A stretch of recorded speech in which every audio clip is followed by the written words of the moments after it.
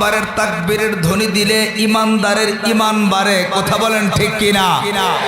যে আল্লাহু আকবারের তাকবীরের ধ্বনি দিলে মুসলমানের সম্পর্ক মালিকের সাথে বাড়ে, কথা বলেন ঠিক কিনা? যে আল্লাহু আকবারের তাকবীরের ধ্বনি দিলে ইহুদি খ্রিস্টান বেঈমান নাস্তিক মুরতাদ মূর্তি পূজক গোটা পৃথিবীর সমস্ত তাগুতরা থরথর করে কেঁপে ওঠে, কথা বলেন ঠিক কিনা?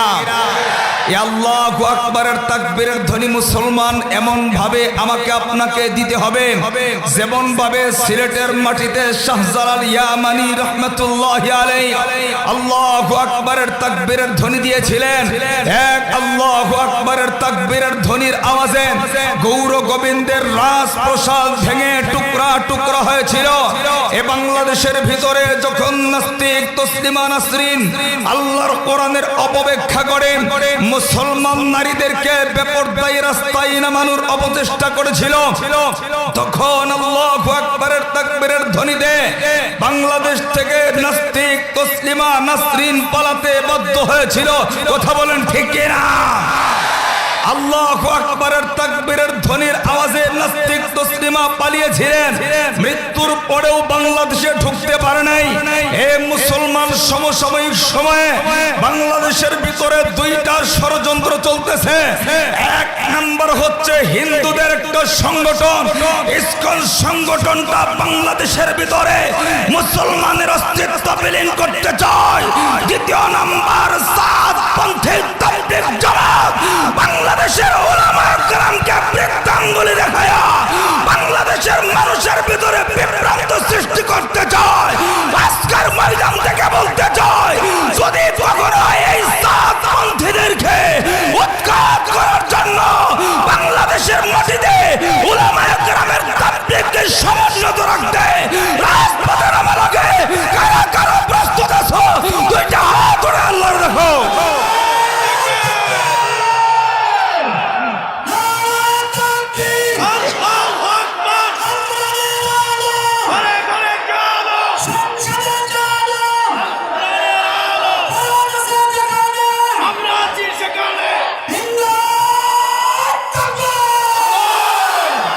মোহতারাম হাজিরিন, রৌমারির ভাইরা, উলামায়ে কেরাম ভদ্র সভ্যতার কারণে গতকাল রাতেও তিনজন আহলে হক উলামায়ে কেরাম পন্থী তিনজন ভাইকে সাতপন্থীরা দুনিয়ার জমিন থেকে বিদায় করে দিয়েছে, শত শত মুসল্লিকে আহত করেছে।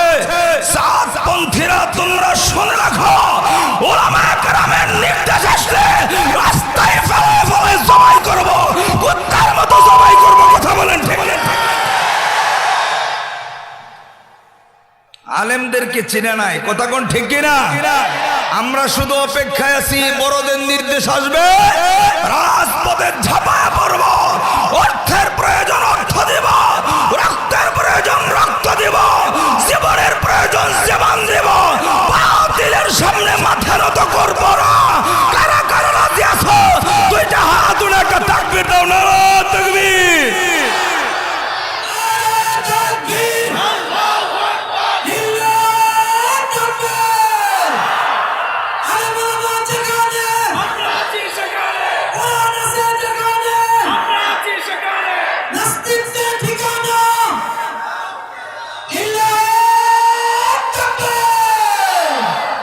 আলেমদের সাথে থাকতে রাজি আছেন তো ইনশাআল্লাহ? কারা কারা রাজি আছেন দুই হাত উঁচা করে দেখবার চাই। একদম মরণ পর্যন্ত উলামায়ে কেরামের সাথে থাকবেন। আল উলামা ওয়ারাসাতুল আম্বিয়া, নবীগণের ওয়ারিস হচ্ছে উলামায়ে কেরাম। উলামায়ে কেরামের সাথে থাকবেন তো জান্নাতের মেহমান হবেন, কথা বলেন ঠিক কিনা? আল্লাহ কবুল করুক, বলেন আমিন। আলেমদের সাথে থাকা যাবে তো ইনশাআল্লাহ? আল্লাহ কবুল করুক, আরেকবার বলেন আমিন।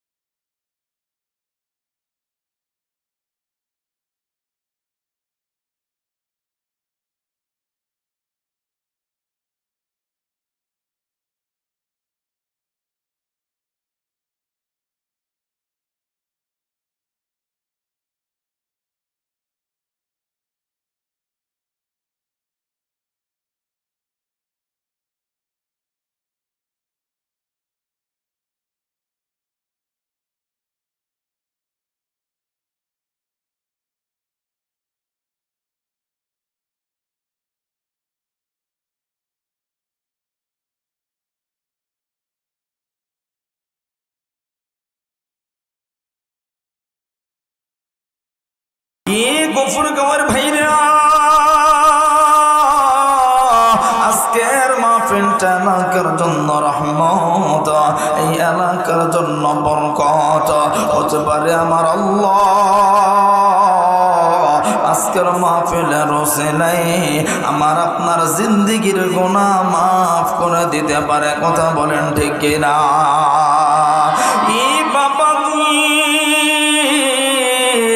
এখনো পর্যন্ত যে সমস্ত বাবারা প্যান্ডেলের বাহিরে আছে না, বাবাজি একজন বাবাজি আর প্যান্ডেলের বাহিরে থাকবেন না। একজন পর্দার আড়ালের মাও আর কোনো কাজে ব্যস্ত থাকবেন না। এই বন্ধু আমার আল্লাহ হইলেন রহমান, আমার আল্লাহ হইলেন মেহেরবান, আমার আল্লাহ হইলেন দয়াময়। আমার আপনার জিন্দেগিতে যত গুনাহ হোক না কেন, আমার আপনার জিন্দেগিতে যত অন্যায় করে ফেলি না কেন, আমার আপনার জিন্দেগিতে যত অপরাধ করি না কেন, এই বাবা যদি আল্লাহ রাব্বুল আলামিনের দরবারে খালেন দিলে খাটি দিলে তওবা করতে পারি, অবশ্যই আমার আল্লাহ আমার আপনার জিন্দেগির গুনাহ মাফ করে দিবে, কথা বলেন ঠিক কিনা? আর জবান খুলে আওয়াজ দিয়ে বলেন ঠিক কিনা? এই গফুর কামার ভাইরা, কারণ আমার আল্লাহ হইলেন রহমান, আমার আল্লাহ হইলেন মেহেরবান, আমার আল্লাহ হইলেন দয়াময়। আল্লাহর চাইতে দয়াময় পৃথিবীতে কেউ নাই। বাবা সন্তানকে যতটা মহব্বত করে, মা সন্তানকে যতটা ভালোবাসে, এ বন্ধু ভাই ভাইকে যতটা ভালোবাসে, তার চাইতে হাজার গুণ বেশি ভালোবাসে আমার আল্লাহ। কারণ আমার আল্লাহ তার নিজের রহমত দিয়া, মায়া দিয়া, দয়া দিয়া এই পৃথিবীর মানুষগুলোকে আল্লাহ সৃজন করেছে, সৃষ্টি করেছে। বাবাজি আমার আল্লাহর কেমন দয়া, কেমন মায়া। আল্লাহ তার দয়াকে দুইটা ভাগে বিভক্ত করেছে। এর ভিতরে 99 ভাগ দয়া আল্লাহর কাছে রেখে দিয়া মাত্র 1 ভাগ দয়া আল্লাহ গোটা পৃথিবীতে বন্টন করে দিয়েছে। এই বন্ধু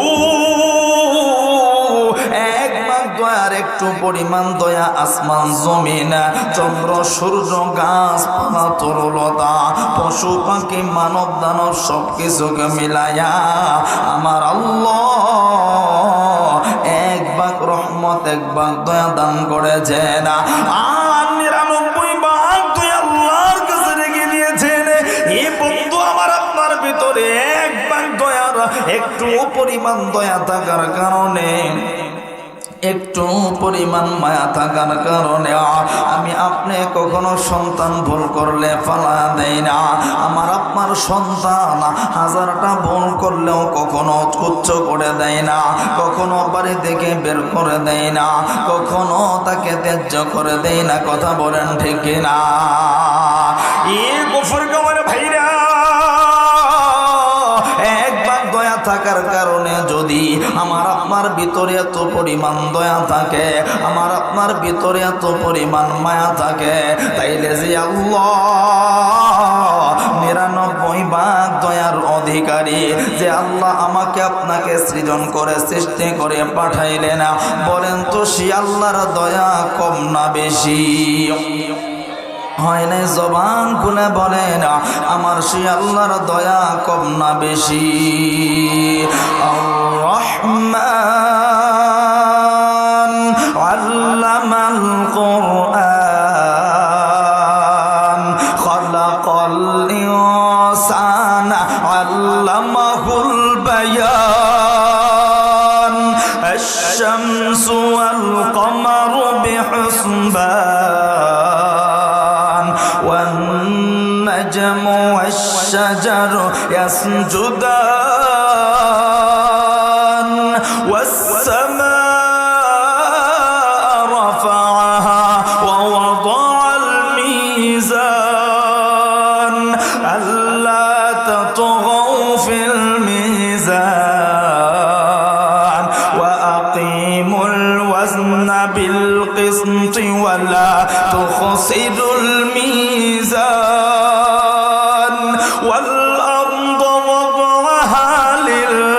আনাম ফিহা ফাকিহাতুন ওয়ান নাখলু যাতুল আকমাম ওয়াল হাব্বু যুল আসফি ওয়ার রাইহান ফাবিআইয়ি আলা'i রাব্বিকুমা তুকাযযিবান। আল্লাহু আকবার। আরো জবান খুলে পড়েন না আল্লাহু আকবার। আল্লাহর দয়া কম না বেশি? কথা কয় না কম না বেশি? আমার আপনার জিন্দেগিতে যত গুনাহ হোক কোনো চিন্তার কারণ, কথা কয় না চিন্তার কারণ, কারণ খালেদ দিলে মাফ চাইলে মাফ করবে কে? আওয়াজ দেয়া কয় না কে? আমার আপনার জীবনে যত গুনাহ হোক নৈরাশ হওয়া যাবে না। আল্লাহ বলছেন লা তাকনাতু মির রাহমাতিল্লাহ। গোলাম আমি আল্লাহর রহমত থেকে নৈরাশ হবি না। কুল ইয়া ইবাদিয়াল্লাযীনা আসরাফু আলা আনফুসিহিম। আল্লাহ কয় নবী আপনি পৃথিবীর মানুষকে জানায় দিন, হে আমার বান্দারা যারা নিজেদের উপরে জুলুম করেছো। জুলুমের ব্যাখ্যা মুফাসসিরে কেরাম বলে যারা গুনাহ করছো, ভুল করছো, নাফরমানি করছো, তোমরা লা তাকনাতু মির রাহমাতিল্লাহ, আমি আল্লাহর রহমত থেকে কখনো নৈরাশ হবা না। ইন্নাল্লাহা ইয়াগফিরু যুনুবা জামিআ, আমি আল্লাহ সকল গুনাহগুলি মাফ করে দিব। সুবহানাল্লাহ। আল্লাহ কেন মাফ করবেন এই কথাটাও সূরাতুজ জুমারের 53 নম্বর আয়াতে, এই আয়াতে আল্লাহ বলেন ইন্নাহু হুয়াল গফুরুর রহিম, কেননা আমি আল্লাহ ক্ষমাশীল, আমি আল্লাহ দয়াময়। সুবহানাল্লাহ। তাহলে আল্লাহর দয়া কম না বেশি? আমার আপনার সন্তান ভুল করলে আমরা মাফ করতে চাই না, একদিন, 2 দিন, 3 দিন, কিন্তু আল্লাহ কই গোলাম তুই সারা জীবন কেন মরণের আগ পর্যন্ত যদি পুরা জিন্দেগিটা ভুল কইরা না ফরমানি কইরা মৃত্যুর আসার আগেও যদি আমার কাছে সিলিন্ডার করতে পারো, আমি আল্লাহ তার পুরা জিন্দেগির ভুলগুলি মাফ করে দেব। তাহলে আল্লাহর দয়া কম না বেশি? বলেন তো বাপের চাইতে মায়ের চাইতে আল্লাহ আপন না পর? কথা কই না আপন না পর? আল্লাহ সবচেয়ে বেশি আপন। আমরা মানুষের কাছে শুধু শুধু হাত পাতি, নেতার কাছে যাই, বিপদে পড়লে মানুষের কাছে যাই, সিস্টেম এটা না। বিষয়টা হচ্ছে মানুষের কাছে যে আত্মবিশ্বাস নিয়ে, সন্তান বাবার কাছে যে আত্মবিশ্বাস নিয়ে আবদার করে কোনো বিষয়, এরকম আত্মবিশ্বাস নিয়ে যদি পৃথিবীর কোনো গোলাম আল্লাহ রাব্বুল আলামিনের কাছে আবদার করে, চায়, তার মনের চাহিদা পেশ করে আল্লাহর কাছে, আল্লাহ অবশ্যই পূরণ করবে, কারণ আল্লাহ দিতে ইচ্ছুক। সুবহানাল্লাহ কইলা? আল্লাহ দিতে চায়, আপনি চায়া দেখেন, কিন্তু আমরা তো চাইতেই পারি না। আমরা গুনাহ কইরে সময় পাই না, কখন মাফ চাইবো, কখন নিজের হাজত আল্লাহর কাছে পেশ করব। আমরা মা বাবার চাইতে আল্লাহকে আরো দূরে মনে করি, অথচ সব কিছুর চাইতে আপন কে? আল্লাহ। আওয়াজ দেয় না ওরা কে? আর জবান খুলে কে? সে আল্লাহর কাছে যে কোনো হাজতের জন্য কার কাছে চাইবো আমরা? আওয়াজ দেয়া বলেন কার কাছে চাইবো? আজকে থেকে আর কোনো মানুষের কাছে হাত পাতবো, নিজের হাজত মানুষের কাছে বলবার আগে। কারণ আপনাদের যে চেয়ারম্যান সাহেব আছে শাহাবুল ভাই, খুব মহব্বতের মানুষ, খুব আন্তরিক মানুষ। আমি ওনার একটা গুণ, আপনারা কি ভাববেন, কারণ চেয়ারম্যান সাহেব যখন হয়, মেম্বার যখন হয়, প্রতিনিধি যখন হয়, কারণ আমরা তো নির্বাচন করছি আমার আপন ভাইয়ের, তো 2টা গ্রুপ হয়ে যায়, কেউ ভালোবাসে, কেউ অন্যজন, এরকম সিস্টেমে এটা 2টা দল হয় কি হয় না? হয়। কিন্তু আজকের এই সম্মেলনে আমি একটা কথা, ওনার একটা গুণ আপনাদের কাছে বলবো, আমার কাছে যেটা ভালো লাগছে। এবং কি আমি আপনাদের এই অঞ্চলে সর্বপ্রথম 18 সালে ঢুকছিলাম। কত সালে? 18 সালে। এর পূর্বে আমার বয়ান শুনছেন কারা কারা দেখি এখানে? মাশাআল্লাহ। তো 18 সালে যখন ঢুকছি তখন ওনারা আমি দেখছি, উনি তখন বয়ান শুনছিলেন সামনে বসে, একজন চেয়ারম্যান সাহেব, হ্যাঁ এই যে হুজুরও ছিলেন, আমার পায়ে ব্যথা ছিল। তো চেয়ারম্যান সাহেব, আমি বারবার বলছি স্টেজে আসার জন্য, কিন্তু আসে না। উনি সামনে বৈশা একদম শ্রোতাদের মতো হইয়া প্রায় 2 থেকে আড়াই ঘন্টা মোনাজাত সহ 2.5 ঘন্টার উপরে বয়ান শুনছে। একজন চেয়ারম্যান সাহেব কতটুকু ধৈর্যশীল হলে, কতটুকু নমনীয় হলে, আলেমদের প্রতি কতটুকু শ্রদ্ধা থাকলে, কতটুকু ভালোবাসা থাকলে হাজারো মানুষের সাথে বৈশা, সাধারণ জনগণের সঙ্গে বৈশা আলেমদের বক্তব্য শুনে, এটা আর বোঝানোর মতো কোনো ভাষা আমার কাছে নাই। এটা আমার কাছে খুব ভালো লাগছে ব্যক্তিগতভাবে, কার কাছে কেমন লাগছে জানি না। তবে এই বিষয়টা অন্য অন্য জায়গায় তো চেয়ারম্যানদের হেডামে আমরা ওয়াজি করতে পারি না,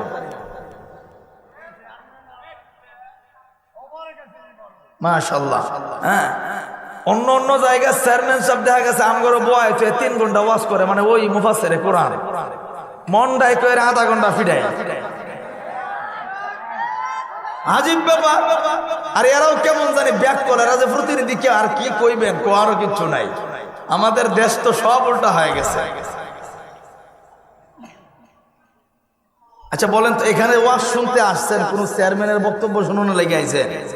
কথা জুড়ে কয়েন, চেয়ারম্যানের বক্তব্য শুনুন লেগে আইছে, এমপি সাহেবের বক্তব্য শুনুন লেগে আইছে। এই চেয়ার আজকে আয়োজন শুধুমাত্র উলামায়ে কেরাম আসবে, তারাই কথা বলবে, আর কারো অধিকার নাই ঘন্টার পর ঘন্টা কথা বলার। কথা বলেন ঠিক কিনা? আর আমাদের সমাজ তো নষ্ট হয়ে গেছে, সমাজ নষ্ট হয়ে গেছে। কি বলবো, দুঃখের কথা। বাংলাদেশে একজন বাদাম মিয়া ডিশের ব্যবসা করতো। কিসের ব্যবসা? কথা কিনা, এই যে হিরো আলম, দেখছেন বাংলাদেশটা তুলফার করে লাইছে এক হিরো আলম। ডিশের ব্যবসা করে আছে, এটার যদি ফেড অফার আমি রাখো, তোর বাপের নাম রাখো, শুদ্ধ করে কই তার তো না। কথা ঠিক? যদি ওর ফেডে ভাড়া দিয়া কই তোর বাপের নামটা তুই শুদ্ধ করে লেখ, আমার মন বলে শুদ্ধ করে লিখতে পারবে না। এরকম একজন ডিশ ব্যবসায়ী, একজন ইউটিউবার, একজন গায়ক, মানে গান তো গাইতেই পারে না, যেটুকুই গায় অশ্লীল ভঙ্গিমায় এই কাজগুলি করে। এই যদি সংসদের একজন এমপি হয়, পার্লামেন্টের একজন সদস্য হয়, বলেন তো যখন একজন কলেজের প্রফেসর যায় তার সামনে দাঁড়াবে, ইজ্জত কই যাইব? কথা কয় না, ইজ্জত থাকবো? কথা বলেন, ইজ্জত থাকবে? একজন শিক্ষিত মানুষ যদি হিরো আলমের সামনে দাঁড়ায়, ওই শিক্ষার কোনো মূল্যই নাই। এই অবস্থা হওয়ার আমাদের একমাত্র কারণ হচ্ছে কিয়ামত আর খুব বেশি দূরে, কিয়ামতের কয়েকটা আলামত বাকি। পশ্চিম থেকে সূর্য উঠবো, কোরআন শরীফের অক্ষরগুলি উঠে যাব। এই কঠিন কিছু বিষয় ছাড়া সব বিষয় এখন মোটামুটি প্রকাশ হয়ে যাচ্ছে। মূর্খরা চেয়ার দখল করে বসে থাকবো। কথা ঠিক কিনা? আর যখনই কোনো মূর্খ মানুষের হাতে সমাজের নেতৃত্ব যাবে, ওই সমাজ নষ্ট হয়ে যাবে, সমাজের মানুষের চরিত্র নষ্ট হয়ে যাবে, নীতি নৈতিকতা নষ্ট হয়ে যাবে। কথা বলেন ঠিক কিনা? আবার কিছু বদমাইশের দল আছে হিরো আলমের গুণগান গায়, এটি হলো দালাল। এটি কি?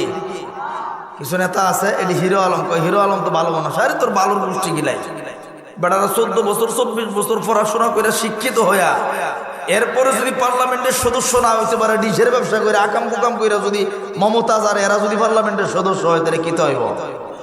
মমতাজ সংসদের এখন গানের স্টেজ বানাই লিছে, মন চাইলে গান টান মারে। কথা ঠিক কিনা?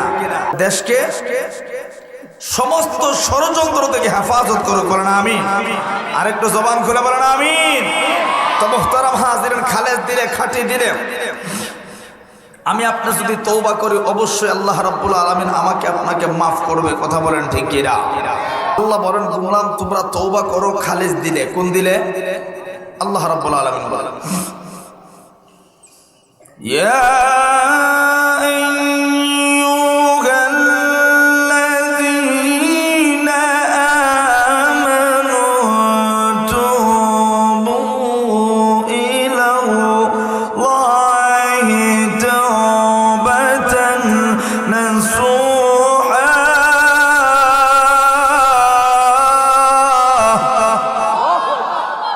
বলেন হে ইমানদাররা। এখানে প্রথমে আল্লাহ উল্লেখ করছেন হে ইমানদাররা, ইয়া আইয়ুহাল্লাযীনা আমানু, হে ইমানদাররা, তুবু ইলাল্লাহি তাওবাতান নাসুহা, তোমরা খালেস দিলে খাঁটি দিলে তওবা করো। কোন দিলে?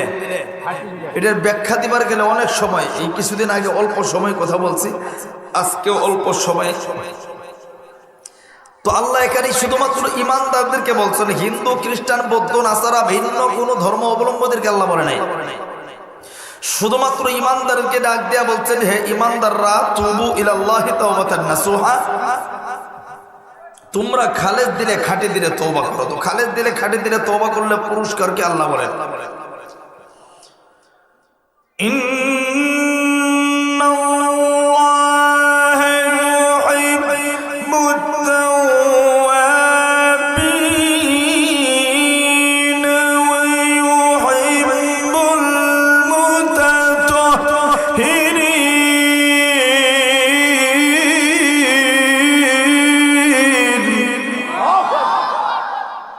আল্লাহ বলে আমি তওবাকারীকে ভালোবাসি, পবিত্রতা অবলম্বনকারীদেরকে পছন্দ করি। সুবহানাল্লাহ।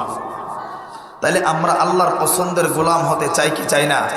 কারা কারা চাই? দুই হাত উঁচু করে একটু দেখান। জবানটা খুলে পড়েন তো আল্লাহু আকবার। আরো জবান খুলে আল্লাহু আকবার। আরো জবান খুলে আল্লাহু আকবার। চোখের পানি পড়ায় কাঁদবি, দাঁড়ানা দাঁড়ানা দাঁড়ানা, বাবাটারে জড়ায় দইরা দাঁড়ায় বুকটার লগে দইরা, এ যুবক আর কোন যুবক নাই, বাবা থাকলে জানা পয়সা থাকিস না, বাবা থাকলে উঠা জানা, বাবার হাতটা দইরা বুকটার লগে বুকটা লাগাইয়া, আল্লাহ দেখো না হুজুর মানুষ আমার ভাই বড় মহব্বত করে দাওয়াত দিছে, আমার ভাইটা বাবাটারে জড়ায় দইরা দইরা কান্দি, আরে কত বড় বাবা নাই কান্দে হারে, আল্লাহ দেখো না তারি পক্ষে ওলারা কান্দে, ও মালিক তোমার হাবিব বলতে তারি পক্ষে ওলারা কান্দে, তুমি তোমার আল্লাহ সহ্য করতে পারে না, আল্লাহ তাকে দেখো না যুবকরা কান্দে, তারি পক্ষে ওলারা পর্দার আড়ালের মারা কান্দে, আল্লাহ দরবারে চোখের পানি বলায় আল্লাহ গোয়া ডাক দে, আমার আল্লাহ দিলে বড় মায়া লাগে, আরো যখন ডাক দে আরো মায়া লাগে, আবার যখন ডাক দে আমার আল্লাহ সহ্য করতে পারে না, রহমতের চাদর দিয়া ঢাইকা ঢাইকা বান্দা বান্দের জীবনের গুনাহগুলি মাফ কইরা দেয়। এ বন্ধু, যার যার গুনার দিকে তাকাইয়া কারো বাবাও নাই কারো মা নাই, একটু জবানটা কইলা ডাক দেও না রে আল্লাহ, আরো জবান কইলা ডাক দেও না আল্লাহ, এ বন্ধু মা কইরা ডাক দে না রে আল্লাহ, আরো মা কইরা ডাক দেও না আল্লাহ, এ চোখের পানি পালায়া ডাক দে না রে আল্লাহ, আর কোন যুবক যদি কিরা আল্লাহ তাকায় দেখো না, কেউ বাবা হারায় কান্দে, কেউ বাবারে জড়ায় দূরে দূরে কান্দে, আল্লাহর নবী ডাক দিয়ে কই যুবক কত বড় গুনাহ তুমি করছো, তুমি কি জমিনের চাইতেও বড় গুনাহ করছো নি? যুবকটা চোখের পানি ফানাইয়া কান্দে আর ডাক দেয়া কই নবীজি, আমার দিল বলে আমি জমিনের চাইতেও বড় গুনাহ করছি। আল্লাহর নবী ডাক দিয়া কই যুবক, তুই কি আসমান জমিন চন্দ্র সূর্য লৌহ কলম গোটা পৃথিবীর সব কিছুর চাইতেও বড় গুনাহ করছো নি? যুবকটা কান্দে আর ডাক দিয়া কই নবী, আমার দিল বলে আমি সব কিছুর চাইতেও বড় গুনাহ করছি। আল্লাহর নবী ডাক দিয়া কই যুবক, গুনাহ যত বড় হোক না কেন চিন্তার কোনো কারণ নাই, যদি খালেজ দিলে কাটে দিলে মাফ চাইতে পারো রে আমার আল্লাহ, তোমার পোড়া জিন্দেগের গুনাহ মাফ কইরা দিবে। আল্লাহর নবী এবার যুবক ডাক দিয়ে কই যুবক, তুমি কি গুনাহ করছো এবার তুমি বলো না। এবার যুবকটা ডাক দিয়ে কই নবী গো, এই দুনিয়াতে কোনো মানুষ যখন মারা যাও, মদিনাতে কোনো যখন মানুষ যখন মারা যাও, সবাই যখন ওই মানুষটারে গোসল করাইয়া মৃত দেহটারে কাফনের কাপড় পরাইয়া জানাজা পড়াইয়া কবরে শোয়াইয়া সবাই যখন যার যার গন্তব্যে চলে যায়, নবী গো আমি আমার গন্তব্যে না যাইয়া ওই কবরের পাশে যাইয়া মাটি গুলি বাঁশগুলি চাটাই গুলি সরাইয়া ওই কবরের ভিতরে নেই মা মৃত দেহটারে উলঙ্গ কইরা কাফনের কাপড় চুরি করি আমি বাজারে বিক্রি করি, এইটা হইল আমার নেশা, এইটা হইল আমার পেশা। যুবক ভাইরা, আমার বৃদ্ধ বাবার পর্দার আড়ালের মারা খুব খেয়াল করে দিলে কান লাগায় কথাগুলি শুনবা। যাদের মোবাইল আছে এ বন্ধু মোবাইল থাকলে পয়েন্টটা রেকর্ড করে নিবা। ঘুমানোর সময় দিলের কান লাগায় পয়েন্টটা শুনতে শুনতে ঘুমাইবা। এ বন্ধু রে যুবকটা কাই নবীজি কোন মানুষ যখন মারা যায় কাফনের কাপড় চুরি কইরা বাজারে বিক্রি করি, এইটা হইলো আমার নেশা, এইটা হইলো আমার পেশা। নবী গো 3 দিন পূর্বের ঘটনা, মদিনার একজন সুন্দরী রূপবতী যুবতী কন্যা মারা গেছে। তার আপন কন্যা তার গোসল গড়াইয়া কাফনের কাপড় বনাইয়া জানাজা পড়াইয়া সবাই যখন চলে গেছে, নবীজি আমি রাত্রে অন্ধকারে ওই কবরের পাশে যাইয়া মাটি গুড়ি বাঁশ গুড়ি চাটাই গুড়ি সরাইয়া ওই যুবতী মেয়েটার দেগুটারে উলঙ্গ কইরা আমি কাফনের কাপড় চুরি কইরা আমি যখন আমার গন্তব্য রওনা হব, এমন সময় আমার দিলে শয়তান ধোঁকা দিল। হে যুবক, সেই মেয়েটার দেহতেই কাফনের কাপড় চুরি করলি। এই মেয়েটা মদিনার সবচাইতে বড় সুন্দরী, এর চাইতে সুন্দরী আর কেউ হয় না, এর চাইতে রূপবতী কেউ ছিল না। জীবনে কোন মৃত দেহর দিকে দেখো না, আজকে তুমি একটু নজর কইরা তাকা দেখো না রে। যুবকটা নবীজির সামনে বইসা কান্দে ডাক দেয়া কই নবীজি গো আমি শয়তানের ধোঁকায় পড়ে গেলাম। যুবতী মেয়েটার দিকে নজর কইরা তাকায় দেখলাম এত সুন্দরী আমার দুই চক্ষু কোনোদিন দেখে না। আবার যখন মেয়েটার দিকে তাকাইয়া আমি যখন আমার গন্তব্যের দিকে রওনা হব, এমন সময় শয়তান আবার ধোঁকা দিল। হে যুবক, যে মেয়েটা তো সুন্দরী, এই মেয়েটা তো কথা বলতে পারে না, হাত দিতে পারে না, দুনিয়াটা অন্ধকার, কেউ তোর দেখবো না। হে যুবক, চাইলে মেয়েটার সঙ্গে অপকর্মে লিপ্ত হতে পারো, অর্থাৎ তুমি জিনা করতে পারো, মনের কাঁসাতরা মিটাইতে পারো। হে আমার ভাইরা, আমার দিনাজপুর বিরল থানার ভাইরা, যুবকটা কান্দের কই নবীজি আমি শয়তানের ধোঁকায় পইরা গেলাম, একটা দূর দিয়া কবরের ভিতরে নেই মা। যুবতী কন্যা মেয়েটার সঙ্গে মৃত দেহটার সঙ্গে আমি জিনা কইরা মনের চাহিদাটা মিটাইয়া আমি আমার গন্তব্যের দিকে তখন আবার রওনা হব।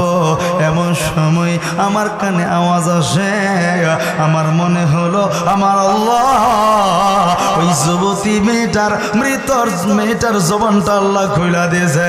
মেয়েটা নাম দেখো যুবক, আমার দিকের ভিতরে কোনো কলঙ্কের দাগ ছিল না রে, আমার দেহের ভিতরে কোনো পানা পাকে ছিল না, আমার দেহটারে অপবিত্র বানাইলি, আমাকে কাল কিয়ামতের ময়দানে নাপাক অবস্থায় দাঁড়ানোর ব্যবস্থা কইরা দিলে। হে যুবক, আমি কিন্তু তোকে ছাড়বো না, কাল কিয়ামতের ময়দানে আল্লাহর দরবারে বিচার দাঁড় করাবো, মালিকের দরবারে নালিশ দাঁড় করাবো, আমি তোরে ছাড়বো না।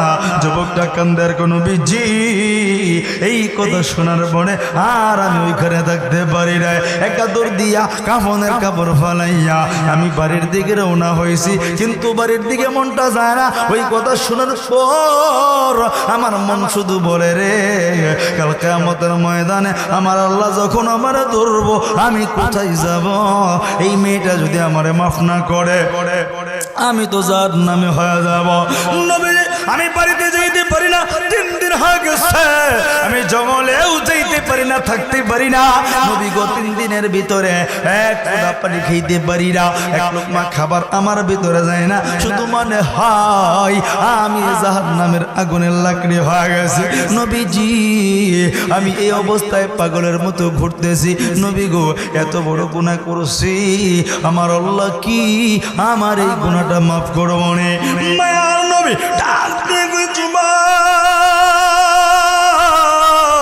তোরে আল্লাহ মাফ করবো কিনা আমি কথা বলতে পারবো না, এত বড় গুনাহ করছ, যা যা আমার কাছ থেকে বিদায় হয়ে যা। আমার নবী যখন দাঁড়ায় দিয়েছে, যুবকটা চোখের পানি ফালাইয়া ফালাইয়া একটা দূর দিয়া জঙ্গলে উঠা গেছে, পাহাড়ের কোথায় উঠা আল্লাহর কুদরতি মেজাজটা দিয়া চোখের পানি ফালাইয়া কান্দে ডাক দিয়ে কই মনি আমার নবী আমারে তাড়া দিচ্ছে, এই পাহাড় থেকে তুমি যদি আমারে তাড়া দাও আমি কার কাছে মাফ চাইব? মালিক গো, অনেক বড় গুনাহ করেছি। যুবক ভাইরা, আমার বৃদ্ধ বাবারা, আমার পর্দার আড়ালের মারা, দেখো না কেমন করে তওবা করা লাগে, কেমন করে তওবা করলে আমার আল্লাহ আবার তোমার জিন্দেগির গুনাহটা মাফ করবেন। আল্লাহর নবীর সাহাবীরা পাহাড়ের উঁচে কান্দে, একদিন 2 দিন না, 1 সপ্তাহ 2 সপ্তাহ না, একাধারে 40 দিন পর্যন্ত পাহাড়ের উঁচায় সাজদায় পড়ে কান্দে। কিতাবের লেখক লেখা 41 দিনের ভিতরে 1 ফোঁটা পানি খায় নাই, 1 লোকমা খাবারও খায় নাই, 1টা সেকেন্ডের জন্য ঘুমায় নাই, এমন ভাবে কান্না করছে। আমার আল্লাহ, দয়ার আল্লাহর তো দয়া বড় বেশি। আল্লাহ 41 দিন পরে জিবরাইল নবীর কাছে পাঠিয়ে দিয়েছে 3টা প্রশ্ন নিয়া। একটা প্রশ্ন হইল, নবী গো বলেন তো মাফ করার মালিক কে? আল্লাহর নবী বললেন, জিবরাইল মাফ করার মালিক তো আমার আল্লাহ। এবার জিবরাইল কয়, নবী গো আজ থেকে 40 দিন পূর্বে একটা যুবক গুনাহ কইরাছে না কইরা আপনার কাছে তওবার জন্য আইছিল, আপনি তারে তাড়ায় দিছিলেন, কিন্তু আমার আল্লাহ তাড়ায় নাই। এই যুবকটা একাধারে 40 দিনে এমন ভাবে তওবা করেছে, খায় নাই, ঘুমায় নাই। আমার আল্লাহ যুবকের তওবা কবুল কইরা তারা পুরা জিন্দেগির গুনাহগুলি মাফ কইরা দিয়েছে।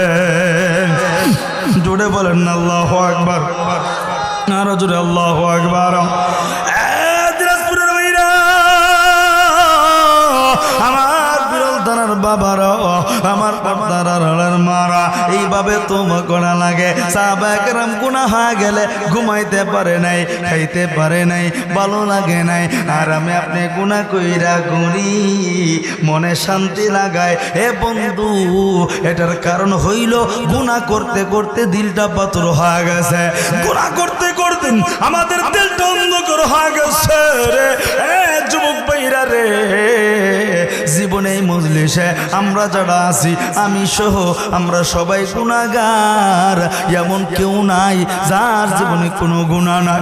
প্লিজ বাদান পার সামনে হাত বানাইয়া আমি 10টা মিনিট কথা বলবো, তারপরে বয়ানটা শেষ করে দিব। একটু পায়ের সামনে হাত বানায় বলে জীবনের শেষ বয়ান মনে করে আমি না খান্দা আল্লাহর গোলাম কথাগুলি বলবো। আপনিও জীবনের শেষ বয়ান মনে করে কথাগুলি শুনবেন। বন্ধু দেখেন না, আজকের মাহফিলে জীবনের গুনার দিকে তাকাইয়া তওবাটা করতে পারেন কিনা? বন্ধু, আপনি কেন তওবা করবেন না? কেন আপনি মাফ চাইবেন না? ওই যে মনে আসেনি আল্লাহর নবী বলছে, গুনাহ মাফ করা যদি কবরে যায়, কবরটা জান্নাতের বাগান, মনে আসেনি? আর যদি কেউ গুনাহ নিয়া কবরে ঢোকে, নবী বলে কবরটায় জাহান্নামের গর্ত। এ বন্ধু, কেমনে জাহান্নামের গর্ত জানোনি? আর কেমনে জান্নাত? আল্লাহর নবী বলে, কবরে যখন মৃত মানুষটাকে শোয়া দেওয়া হয়, আমার আল্লাহ একজন ফেরেশতা পাঠায়। প্রশ্ন আসে 3টা। 1 নম্বর প্রশ্ন, মার রব্বুকাম, তোমার রবকে? যদি গুনাহ মাফ করাইয়া তওবা কইরা যদি কবরের বাসিন্দা হতে পারে, অটোমেটিক জবাব আসবে আমার রব আল্লাহ।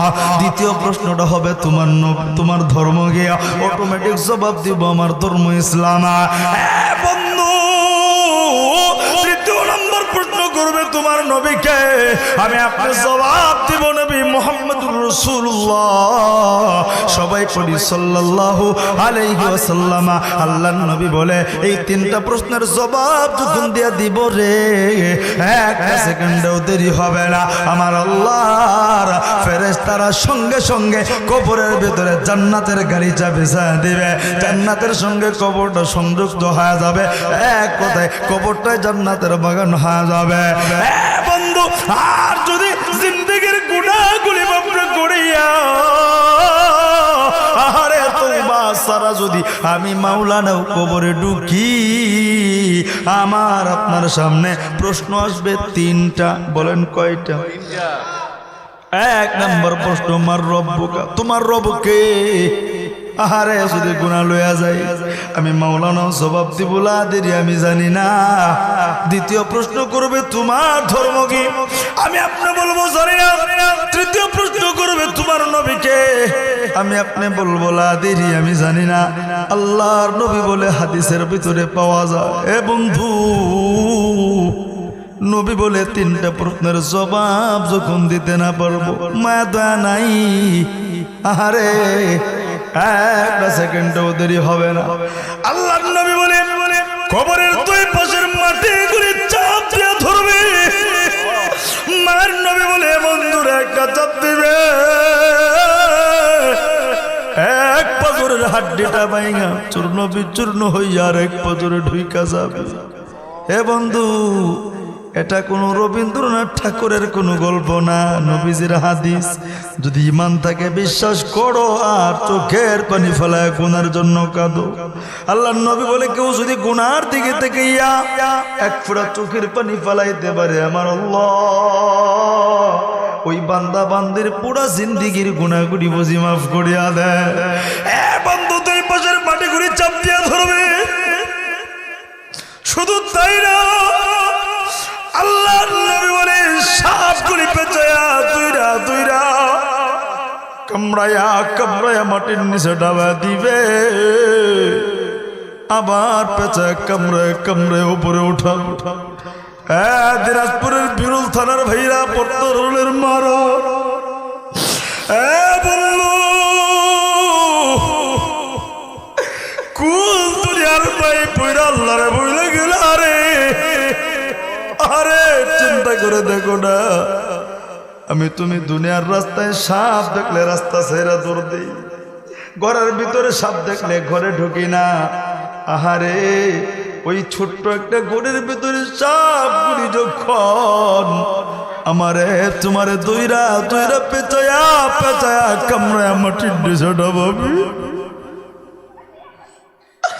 কেউ নেই বললো কোন আল্লাহরে হয়ে গেল। একবার তুমি চিন্তা করে দেখো না রে, কবরে তো দুনিয়াতে বিপদে পড়লে নেতায় ছাড়ায় বাপ চাচা ভাই ছাড়াই টাকা হইলে ছাড়া পাওয়া যায়। এ বন্ধু আমায় বলো না, কবরের সাপগুলি যখন পুরো শরীরটা পেঁচায় কামড়াবি কই যাবা? কে আমার তোমারে বাঁচাবি? আরে যুবক, এত সুন্দর দেহটা আল্লাহ নবী গলে বিচ্ছু গলে নাক দিয়া কান দিয়া টুইকা আমার তোমার পুরো দেহটারে কামড়ায়া খাবে। দিনাজপুরের বিরুল তোর ভাইরা, এ যুবক, কোন দুনিয়ার মায়ে পয়রা আল্লাহরে ভইলা গেলা? আল্লাহর নবী বলে তোমার উপরে সাপগুলি কামড়াবে আর তুমি তাকায় দেখবা কবরের পাশ দিয়া তোমার বাবাটা হাইটা যা। চিল্লা বাবাকে ডাকবা, শুনবে না বাবা? যেই বন্ধুর পিছনে পয়রা গুনাহ করো বন্ধু দেখবা কবরের পাশে বইসা হাসে, আর তুমি চিল্লা কানবার কইব বন্ধু রে আমার সাপ কামড়াই ফিরা না, কিন্তু বন্ধু তোমার আমার কান্না শুনবে না।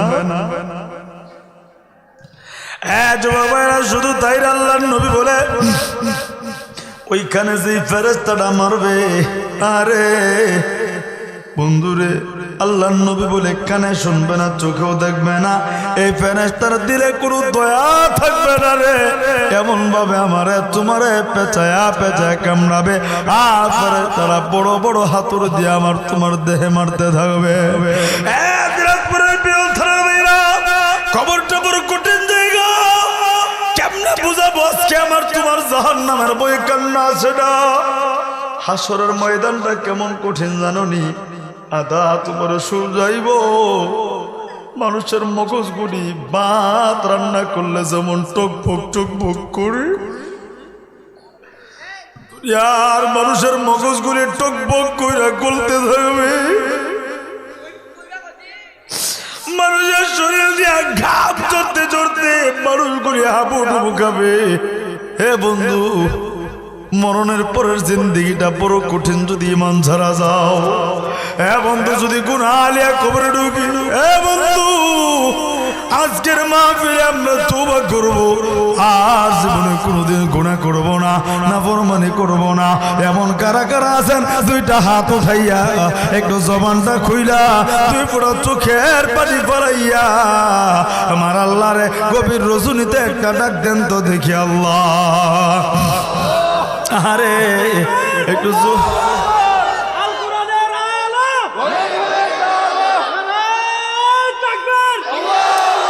প্লিজ বাজান, কোনো দিকে নজর নাই, দেখো না হাত খুলে উঠাও না, একটু জবানটা খুইলা যার যার গুনার দিকে তাকাইয়া।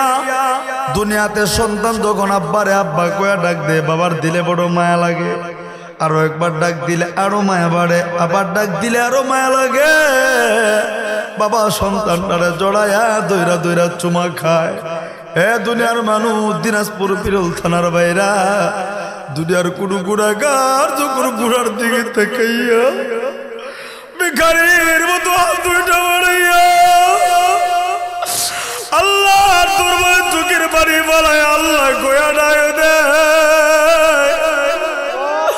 আমার আল্লাহ দিলে বড় মায়া লাগে, আরো যখন ডাক দে আরো মায়া লাগে। আবার যখন ডাক দে আমার আল্লাহ সহ্য করতে পারে না, রহমতের চাদর দিয়া ঢাইকা ঢাইকা বান্দা বান্দের জীবনের গুনাহগুলি মাফ কইরা দেয়। এ বন্ধু, যার যার গুনার দিকে তাকাইয়া, কারো বাবাও নাই কারো মা নাই, একটু জবানটা কইলা ডাক দেও না রে আল্লাহ, আরো জবান কইলা ডাক দেও না আল্লাহ। এ বন্ধু, মা কইরা ডাক দে না রে আল্লাহ, আরো মা কইরা ডাক দেও না আল্লাহ। এ চোখের পানি পালায়া ডাক দে না রে আল্লাহ। আল্লাহ তাকায়া দেখো না, দিনাজপুরের বিরল তারার বৃদ্ধরা কান্দে। আল্লাহ দেখো না, দাড়ি পাকনেওয়ালারা কান্দে। ও মালিক, তোমার হাবিব বলছে দাড়ি পাকনেওয়ালারা কান্দে, তুমি তোমার আল্লাহ সহ্য করতে পারে না। আল্লাহ তাকায়া দেখো না, যুবকরা কান্দে, দাড়ি পাকনেওয়ালারা পর্দার আড়ালের মারা কান্দে। আল্লাহ গো, তুমি কান্নাগুলি কবুল করিয়া নাও, আল্লাহ গো তওবাগুলি মঞ্জুর দিয়া দাও। হে যুবক, বিদায় তো নিব, বিদায় নেওয়ার আগে আমি মুসাফির একটা কথা বলতে চাই। এই যে শবে বরাত আর মাত্র একটা দিন, এ বন্ধু, এই দিনে কয়েক শ্রেণীর লোককে আল্লাহ মাফ করবে না। তার ভিতরে যেই সন্তানগুলি বাপ মারে কষ্ট দিয়েছে, আল্লাহ তাদেরকে মাফ করবে না। যুবক ভাইরা, যদি বাপমারে কষ্ট দিয়া তা করে, এই সবে বরাত আসার আগে বাপমার কাছে চোখের পানি ফেলায় কান্দ, বাপমার কাছে তওবা করো। হে বন্ধু, আমি একটু দেখে বন্ধু, বাপমারে কষ্ট দিস না। হে যুবক, অনেক যুবক আছে বাবারে ধমক মারে, অনেক যুবক আছে বাবারে খাবার দেয় না। হে বন্ধু, একটা কথা মনে রাখবি, বাবার চাইতে আপন দুনিয়াতে কেউ নাই, মার চাইতে আপন কেউ নাই।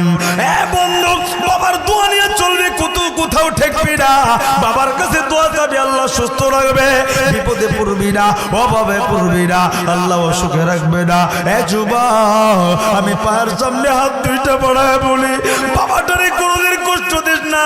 তোর বাবা বড় কষ্ট কইরা তোরে আমারে মানুষ বাড়াইছে। এখন ঈদের দিনে তাকায় দেখবি সন্তানের হাতে নতুন গড়ি, নতুন জামা, পাঞ্জাবিটা নতুন, জুতাটা নতুন। বাবার দিকে তাকায় দেখবি রে, বাবার জুতাটা ছেঁড়া। অনেক বাবার দিকে তাকায় দেখবি বাবার পাঞ্জাবিটা পুরাতন। এ বন্ধু, সন্তান যখন করে আসে, বাবার মনের সব চাহিদা বাদ দিয়া সন্তানের চাহিদা পূরণ করে। এটার নাম হইল বাবা। আজকে আমি তুমি সেই বাবারই কষ্ট দিই। এ যুবক, এই কপালটা পয়রা যাবে, আর কোনোদিন জোড়া লাগবে না। বাবাটারে কষ্ট দিস না, নিজে না খায় আমার তোমারে খাওয়াইছে, এই বুকটার মধ্যে নিয়ে ঘুম পাড়াইছে। এ বন্ধু, এমন বাবা যেন কার নাই, যারা নাই তারা জিগা দেখো না, তার মতো ইতিম অসহায় আর দুনিয়াতে কেউ নাই। দিনাজপুরের বিরল থানা ভাইরা, আমি মুসাফিরের দিলটা সাক্ষী দিই, আল্লাহ আজকের চোখের পানিগুলি ফেরত দিবে না, মোনাজাতরা ফেরত দিবে না। তবে নবীজের হাদিসের ভাষায় যারা বাপ মারে কষ্ট দিছ তোমাদের কান্না আজকে কবুল হবে না। যুবক ভাইরা, যেদিন হারাবে ওই দিন বুঝবে। আজকের মাহফিল আমি দেখবো যুবক জীবনে নেতার কাছে ভুল কইরা মাফ চাইছো, বন্ধুর কাছে ভুল কইরা মাফ চাইছো, কত মানুষের কাছে মাফ চাইছো। যেই বাবাটা বুকে নিয়ে মানুষ বানাইলো, বাবাটার কাছে কোনোদিন বলতে পারো না আব্বা গো তুমি আমারে মাফ কইরা দিও। এই যুবক, আমি আজকের মাহফিলে বলতে পারি আমার আল্লাহ আজকের চোখের পানি ফেরত দিবে না। বাবা হলো সন্তান, আজকে আমার তোমার বাবা আছে, কালকে নাও থাকতে পারে। আমি মুসাফির হাতটা বাড়ায় দিয়া বলবো কপালটা খইলা যাবে, সবে বড়াতে তোর দোয়া কবুল হবে, আজকেও কবুল হবে, তোর মোনাজাত আল্লাহ বুঝে ফেরত দেবে না। যুবক ভাইরা, আজকের এই মাহফিলে আমি দেব তোমার কলেজার টুকরা বাবাটা যদি বইসা থাকে উঠা যাবি, একটা দূর দিয়া বাবার হাতটা তৈরি আমার আল্লাহরে দেখাইয়া চোখের পানি ফেলায় একবার কইবে আব্বা গো তোমার কাছে মাফ চাই, তুমি আমার জন্য দোয়া কইরো। বন্ধু, আমি দেখবার চাই কোন যুবকটা আছো, এমন কোন ভাই আছো এই মুসলিমে বাবা আছে, আল্লাহু আকবার বইলা হিম্মত কইরা দাঁড়াও না বাবাটার কাছে মাফ চাইবা। এমন একটা কোন ভাই আছো পুরা মজলিস থেকে আমি দেখবার চাই। ভাইরা, এমন কোন যুবকটা আছো ভাইটা আছো দেখি না, বাবাটা থাকলে আজকের মজলিসে বাবার কাছে মাফ চাবি, তওবা করবি। আমার আল্লাহ বাবার চোখের পানি গুলি ফেরত দেয় না রে। দিনাজপুরের বিরুল থানার ভাইরা, এমন একটা ভাই কি নাই বাবার কাছে মাফ চাইবা? যুবক, কোন বাবার কাছে মাফ চাইতে লজ্জা লাগে? যেই বাবা আমার তোমারে বুকে কইরা নিয়ে মানুষ বানাইলো, আজকে সেই বাবার কাছে মাফ চাইতে পারো না একটা যুবক দেখি না। এমন কোন ভাইটা আছো দেখি না, আল্লাহু আকবার বইলা হিম্মত কইরা দেখি না রে বাবাটারে জড়ায়া ধরবি, বুকটার লগে বুকটা লাগাইয়া একটা মিনিট তোমার দাঁড়াইয়া আমার আল্লাহরে দেখাইয়া চোখের পানি পালায় কাঁদবি। দাঁড়ানা দাঁড়ানা দাঁড়ানা, বাবাটারে জড়ায়া ধইরা দাঁড়ায়া বুকটার লগে ধইরা। যুবক, আর কোন যুবক নাই? বাবা থাকলে জানা পয়সা থাকিস না, বাবা থাকলে উঠা জানা বাবার হাতটা ধইরা বুকটার লগে বুকটা লাগাইয়া। আল্লাহ দেখো না হুজুর মানুষ আমার ভাই বড় মহব্বত করে দাওয়াত দিচ্ছে, আমার ভাইটা বাবাটারে জড়ায়া ধইরা ধইরা কান্দি। আরে কত মানুষের বাবা নাই কান্দে, হারে তোমার বাবা আছে আজকে মাপটা চাইতে পারো না। আর কোন যুবক নাই রে দেখি রে, আল্লাহু আকবার বইলা আর কোন যুবক আছে দেখি রে, আল্লাহ তাকায় দেখো না। কেউ বাবা হারায় কান্দে, কেউ বাবারে জড়ায় ধইরা ধইরা কান্দে। আর কোন যুবক নাই, আল্লাহু আকবার বইলা হিম্মত করে ধারণা দেখি না। বাবার কাছে মাপ চাইতে যদি লজ্জা লাগে, কার কাছে তুই মাপ চাবি? আজকে যদি আবার তোমার বাবাটা বিদায় হয়, আল্লাহ আরে কোন দিন যেন। এখন তো বাড়িতে যাই, যখনই যাই বাবার চেহারাটা দেখতে পাই, প্রতিদিন বাবাই ফোন দেয়। আরে কোন দিন যেন বাড়িতে যায় দেখি বাবাটা নাই। বন্ধু, কেমনে বুঝাবো যার বাবা নাই? জিগায় দেখো, বাবা হারানোর মতো বেদনা দুনিয়াতে আর কিছুই নেই। যার মা না, জিগায় দেখো তার মতো এতিমার দুনিয়াতে কেউ নেই। আল্লাহ, দিনাজপুরের যুবকগুলি তওবা করছে, আর কোনদিন বাপ মারে কষ্ট দিব না।